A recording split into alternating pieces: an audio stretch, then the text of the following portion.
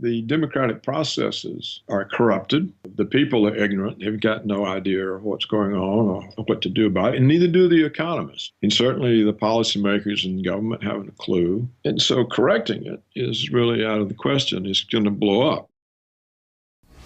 This video is brought to you by SoundMoneyCampaign.com. Be part of the solution. Visit SoundMoneyCampaign.com today.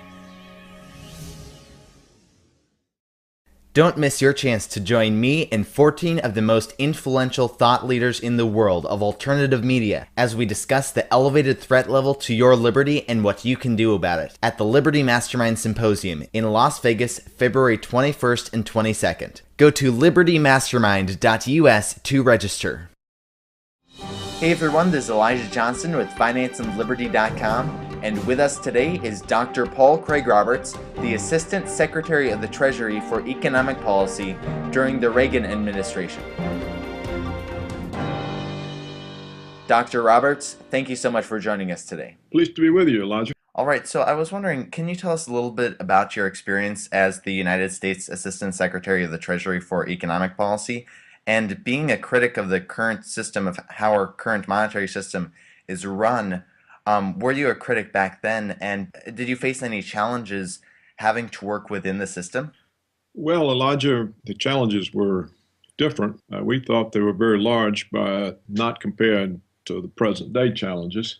The challenge I was in charge of domestic U.S. economic policy, was to deal with a stagflation. And now that was before your time. And the problem was that the economy was confronted with an inability to grow economically unless the rate of inflation rose, so that we were having to pay for economic growth with rising rates of inflation. And or the other side of that was, if we wanted to combat the inflation, we had to pay for bringing inflation under control with rising rates of unemployment. And this was called Phillips curve trade-offs, and it ended up in stagflation. And there was no solution for this in the conventional economic theory and policy of the time. And that's where supply-side economics came from. The existing theory was incomplete. It wasn't able to recognize a problem or a solution, and the supply-side economists came in and provided that, and without going into all of it, were able to cure the stagflation, and the economy then was able to grow for the next 20 years, the 80s and 90s, without having to pay for the growth with rising rates of inflation. And yes, there were a great many problems in correcting this, because Republicans only understood economics in terms of budget deficits. Oh my God, if there's a deficit, the place is going to hell. We can't.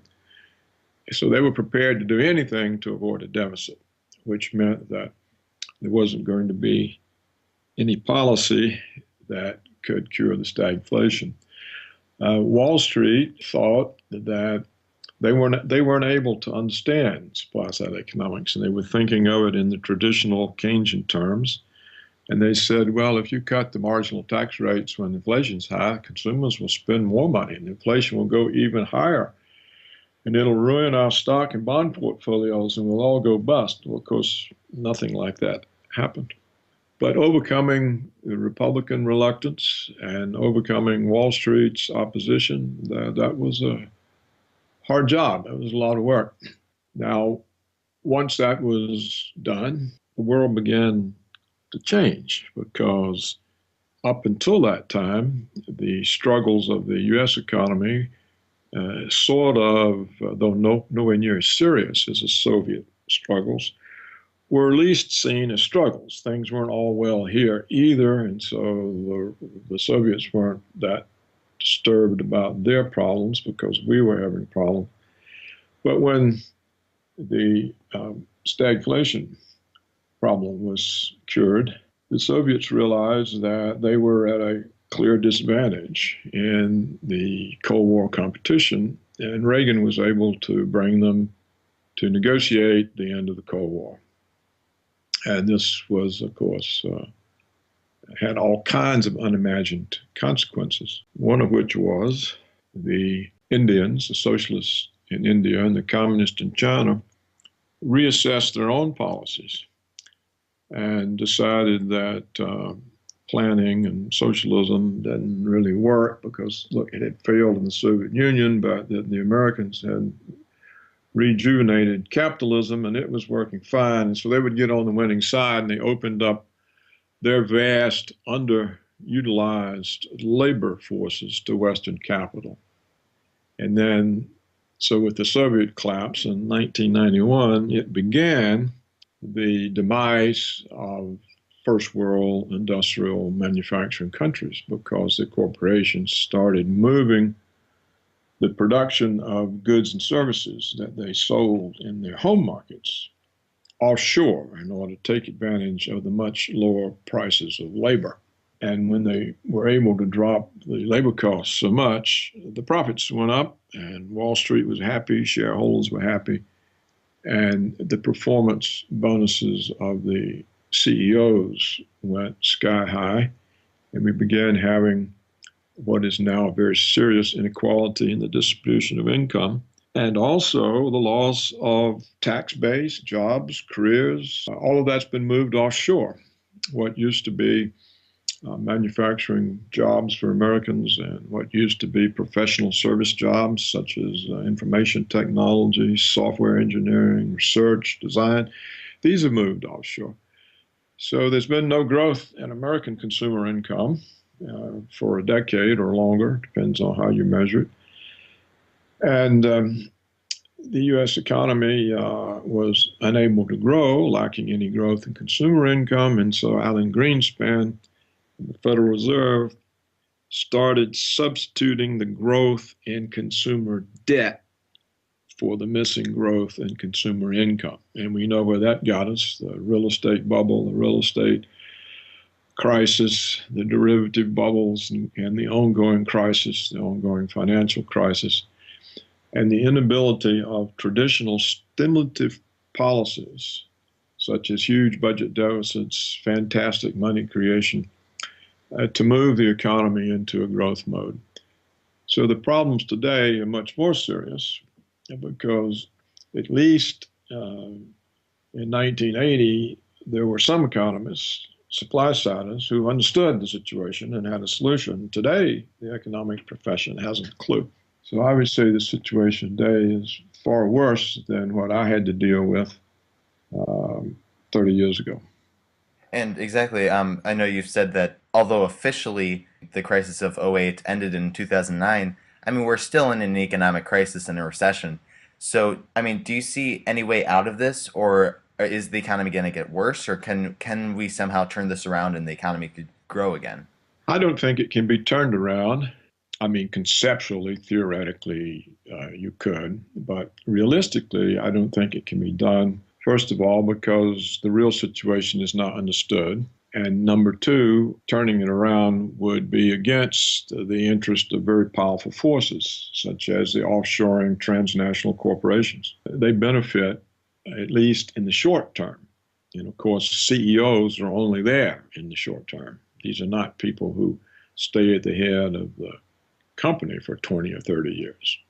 It's not an old Henry Ford situation. The CEO goes in when he's 60, 61 years old, and he's out when he's 65. So the time horizon is short term, and they make profits by policies that lead to the demise of the economy.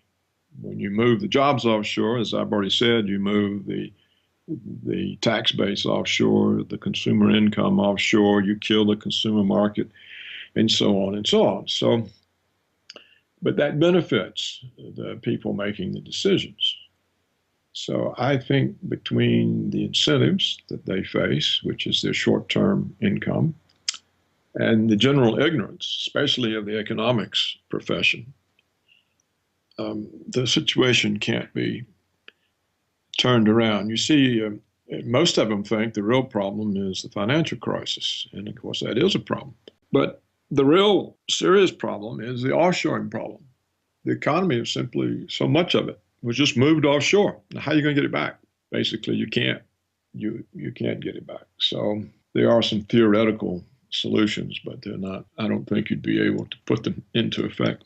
So let's say today you were reappointed the Assistant Secretary of the Treasury. What would you do to help the economy? Well, I wouldn't be able to do anything. As I said, the recognition of the problem isn't there. I know what it is, but I would have to convince people. And of course, the supply siders had many years of work making it clear to people. You know, we were writing, we had the Wall Street Journal editorial page with Jude Wanniski. Art Laffer was going around the country making speeches. I was writing, I was making speeches.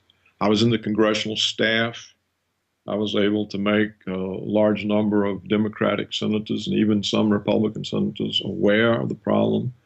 We had Jack Kemp in the House and Marjorie Holt, people who understood the problem.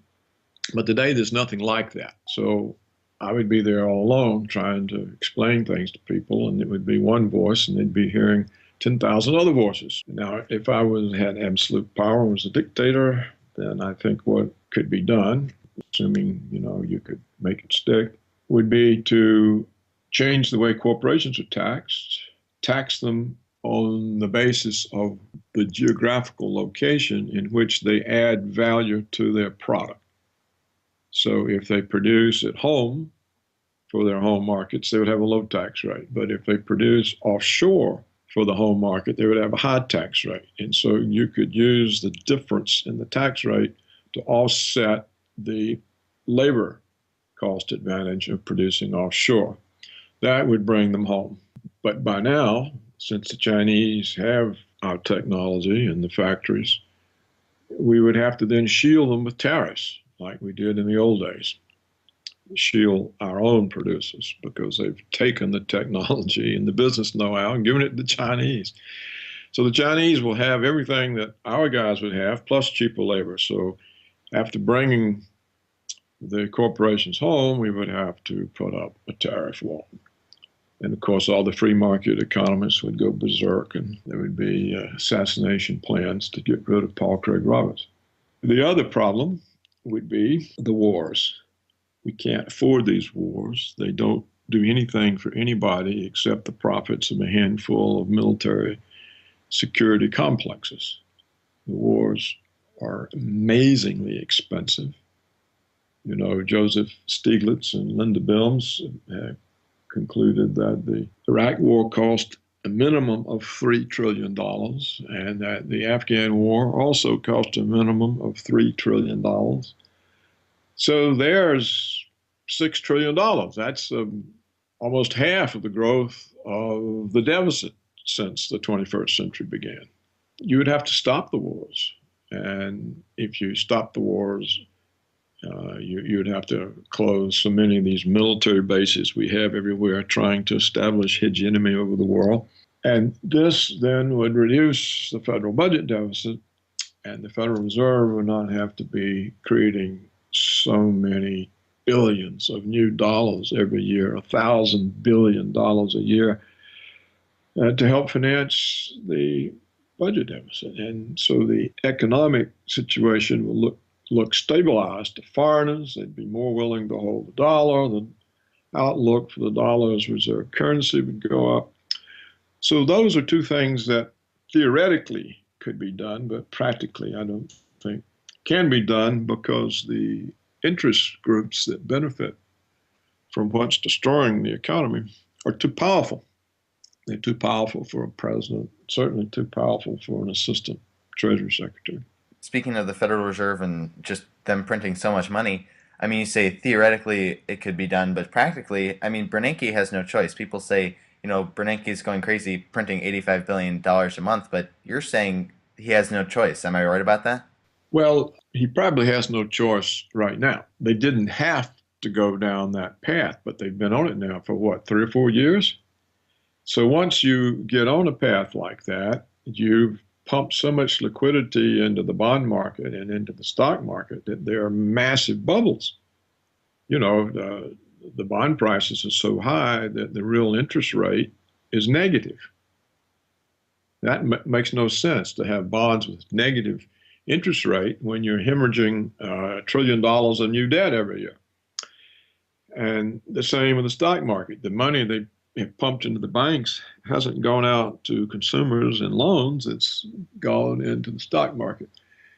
So whereas they did not need to go down that path, once you get on it, it's almost impossible to get off of it because it'll blow up the bond and stock markets. Now, if the two policies I told you about, you change the way you tax corporations, you bring them back, which creates a tax base here again, revenues, that reduces the deficit, puts people to work with good jobs again, and you stop the wars that cost you a fantastic amount of money, then the deficit situation looks totally different.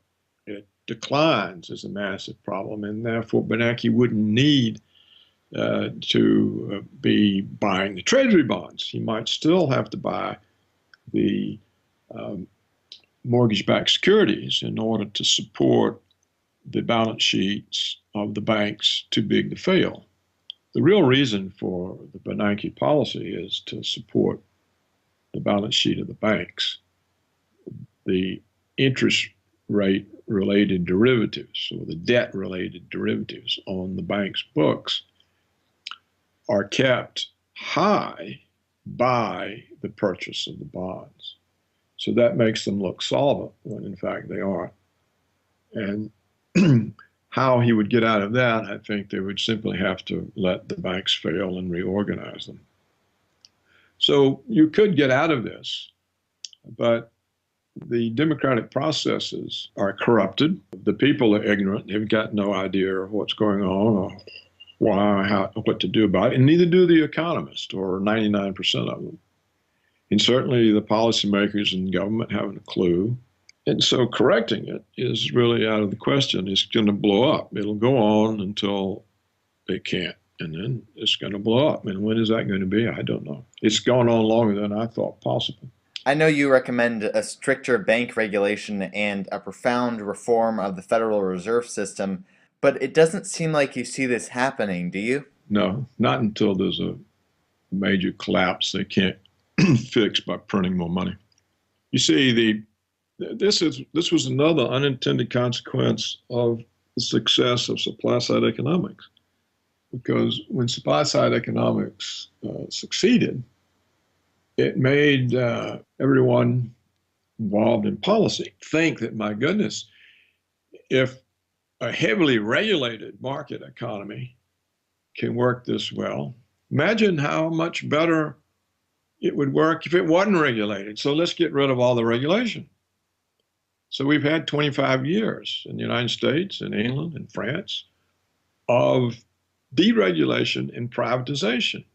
And here, of course, the deregulation was mainly financial. They just simply turned the financial sector loose of any oversight or control. Nothing was regulated. They repealed Glass-Steagall. They let commercial investment banking merge so that investment bankers could use depositors' accounts to leverage their casino gambling bets. They refused to regulate over-the-counter derivatives. They removed the position limits on speculation. They let debt leverage go to unbelievable lengths. And so they get a crisis. I mean, everybody knew this would happen, except they said, oh, well, markets are self-regulating. So this was an ideological extension of Reaganomics, of the success of Reaganomics. If it hadn't had such success, it never would have occurred to them that we can make it more successful by taking away the regulation, because, my word, if it can do this good a job when it's half controlled by the government, just imagine if it was free. So that whole libertarian belief was wrong.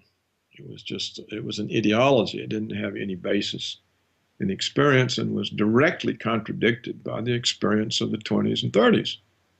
That's where the regulation came from, the fact that the previous financial system had not been regulated and had blown up.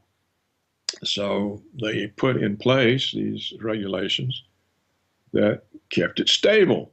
And so the minute they took them off, it went unstable again. I wanted to turn our focus to an article you wrote recently. You wrote, quote, "If the dollar were not the reserve currency, Washington would not be able to finance its wars or continue to run large trade and budget deficits. Therefore, protecting the exchange value of the dollar is Washington's prime concern if it is to remain a superpower." Can you explain to our viewers in what ways the government is trying to preserve the value of the dollar? Well, you can see it in the interventions in the precious metals market, and you can see it in the success of Washington's pressure on Japan to inflate its own currency, on the European Central Bank to print euros, and you can see it in the fact that all kinds of other countries are having to inflate their own currency in order to prevent a massive rise in the exchange value of their currency, which then would curtail their exports. For example, Switzerland had to announce that they were not going to allow flight from the dollar and the euro to drive the Swiss franc any higher. That any future dollars and euros that came into Switzerland to be converted into francs would be accommodated by printing new francs. So we've got the whole world printing money, so that makes the dollar look, the Fed's printing it too. And if only the Fed was printing it, then the whole world would say, my gosh, we've got to get away from dollars.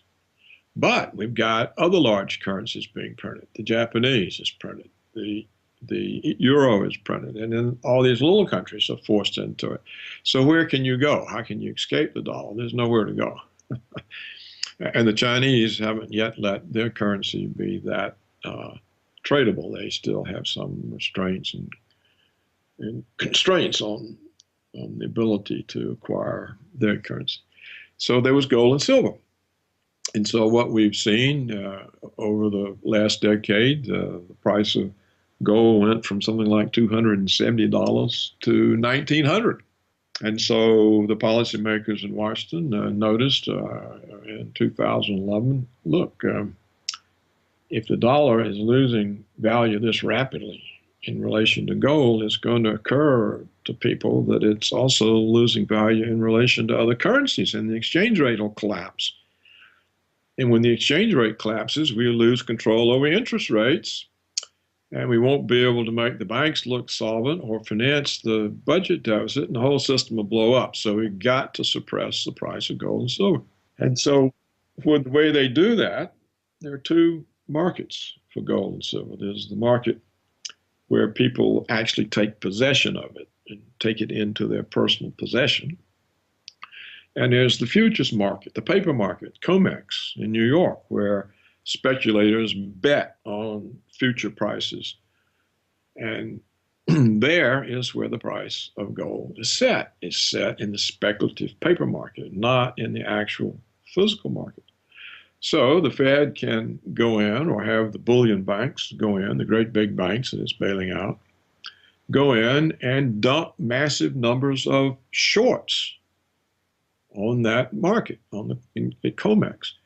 And all those shorts being dumped at once will drive down the price, will trigger all kinds of stop loss orders, will result in margin calls and massive selling.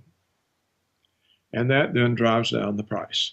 So that's been going on in a strong way since the beginning of April, and seems to still be going on, though not with the kind of massive assault of, maybe 100, 200, 300 tons of gold dumped all at once. Not real gold, but shorts, paper measures of gold. In COMEX, most of the futures contracts are settled in cash. Hardly anybody ever takes delivery of the gold. It's a place for betting and speculating. And so that peculiar feature that you have a bifurcated gold market where the actual physical market doesn't set the price, that lets the Federal Reserve drive down the price of gold and silver. And so the result then is to protect the dollar. You see, you have to protect the dollar when you're printing 1,000 billion new ones every year. And they've been doing this for several years. And there's no real sign that they can stop, because as we've already said, if they stop, that means bond prices are going to fall, which means interest rates are going to go up, and the stock market will collapse along with the bond market and the banks. And so when you're printing $1,000 billion and there's not a demand for 1,000 billion new dollars every year, we see increasingly countries moving away from the use of the dollar to settle their own balance of payments. They're just not using it as reserve currency anymore. You have the BRICS, their agreements. You have China's agreement with Russia, China's agreement with Japan, China's agreement with Australia. They're settling their trade balance in their own currencies. They're not first converting their currencies into dollars and settling in dollars and then going back into the other currency. See, that keeps the demand for dollars high, but when they cease to use it, demand for dollars goes away. So that's the problem that the Fed has. It's creating more dollars than there's a demand for. And so to protect the dollar, they have to rig all the markets. All of the financial markets are rigged.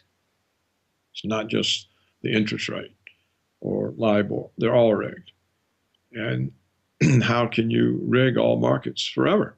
You can't. So it looks to me like when it's going to be a much bigger blow up than we've ever had before.